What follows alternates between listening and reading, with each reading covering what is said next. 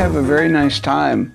You know, everybody's got their personality quirks. My drummer, Eric, tends to be more private, a little more quiet, sometimes disappears for a while. John just kind of enjoys himself all the time. He's from Louisiana, from the South. He's very relaxed. You know, he likes to have a good time. You know, I'm somewhere in the middle. I think a set of music or an album, I mean, I think there need to be things that are just fun. There need to be things that are maybe a little darker. We don't really plan our sets. Sometimes I say to John and Eric, what do you want to start with? And they decide. It was a rather odd double bill, you know, more energy at the beginning of the set. I think by the end, we won them over. We got off the stage and felt like that was a good set. We are going into the studio in December to make a new album, so we have some new music that we're trying out on the tour.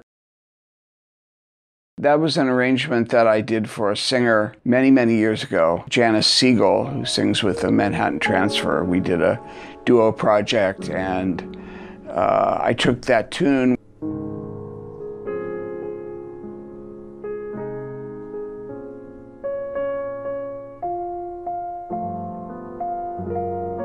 In the Beatles version is rather happy sounding almost, and it's a very, very tragic lyric. And I added a couple of different harmonies, a couple of extra beats here or there, and tried to create a different mood. The tune is named for a little village called Snape Maltings. And until 2 days ago, I didn't know that Benjamin Britten lived there. I was just driving by and I saw it. I thought, well, that's an unusual name, and I just wrote it down. And then I wrote a tune, and it seemed like the right title for the tune. And then I was playing in Cologne.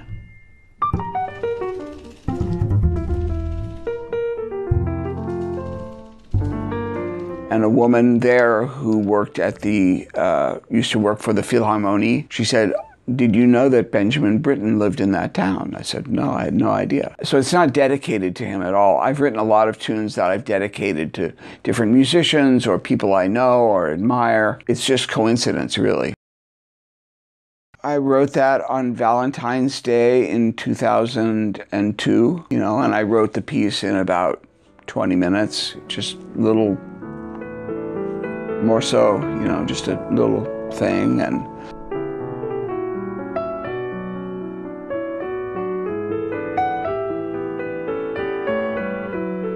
typically, I play it as an encore almost all the time. Last night, I played a Billy Joel song as an encore, but it's kind of my standard encore. Well, I mean, I am an activist. I speak out, I raise money, I raise awareness. I was probably the first jazz musician to come out as gay, certainly the first to come out as HIV positive. I'd like to think that I'm some sort of role model for younger jazz musicians who are now coming out about being gay or dealing with HIV. And it wasn't something that I intended to do, it was just something that happened. And I feel like I'm still evolving, I'm still learning, I'm hopefully getting better at this. Actually, my health is better now than it was 25 years ago. I survived the worst of it. The music, you know, gives me energy. I think anybody who goes through a near-death experience, which I did twice, you know, it changes you.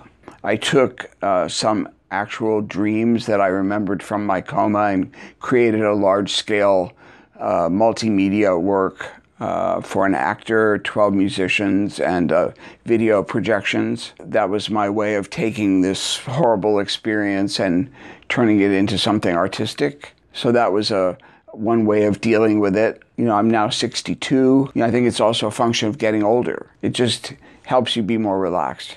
Yes, it's a memoir called Good Things Happen Slowly, A Life in and Out of Jazz. Fairly chronological. Talks about, you know, my development, some of my struggles with my health, with various kinds of addiction. And I've been dealing with HIV for about more than 30 years, and I've had some periods of very bad health, and In 2008, I was in a coma for 2 months.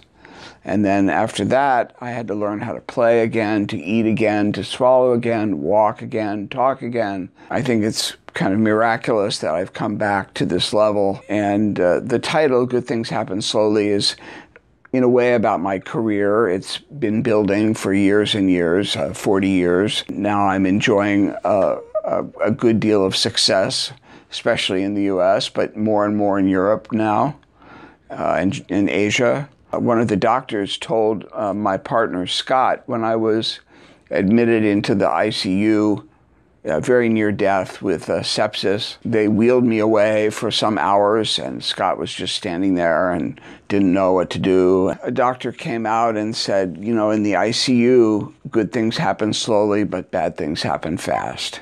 It's a double meaning, but I really feel in my life that the good things are coming more and more. Any kind of music has to have feeling. I don't think you have to be black and from downtown LA to play jazz. I mean, you can play great jazz and be from the Ukraine. Jazz is a very small, dedicated audience, you know, just like there is for classical music. But the difference in classical music is there's a lot more state support, more corporate support, and it's also more prestigious for rich people to donate money to the opera. Now they can donate money to Jazz at Lincoln Center or SF Jazz in San Francisco. I love playing there. I mean, it's an amazing place. But if you took all that money, you could have 25 jazz clubs around the United States presenting artists 50 weeks a year on tour for 10 or 20 years. And you could give the musicians work and chance to have a band and chance to play in smaller cities that don't get jazz so much, build an audience. You know, for me, the best jazz happens when we play at the Village Vanguard. It happens in the smaller places. And, you know, over here, you know, we do play some clubs, usually as a fill-in between festivals or concerts. And even though the money is not as good, sometimes the music is, you know, less formal and it's looser and you're more connected to the audience.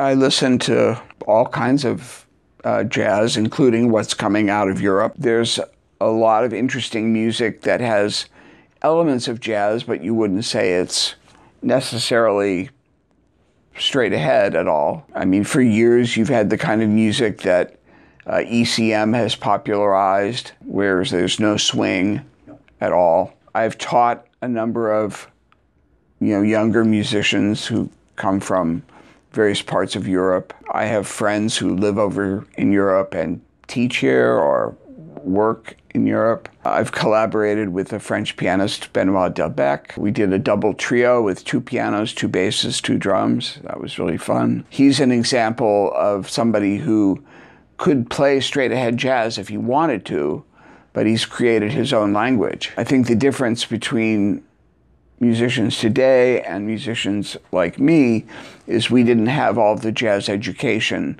that happens now. I mean, even a small country like Holland, there might be 5 or 6 jazz schools. Belgium, 3 or 4 jazz schools. I don't know where these people are going to play when they get out. You know, a lot of them are not that talented. You don't feel like they really love the music. It's not in their blood. But, you know, so maybe they play another kind of music, or they do computers, or they do something else. I mean, music's a good thing to study.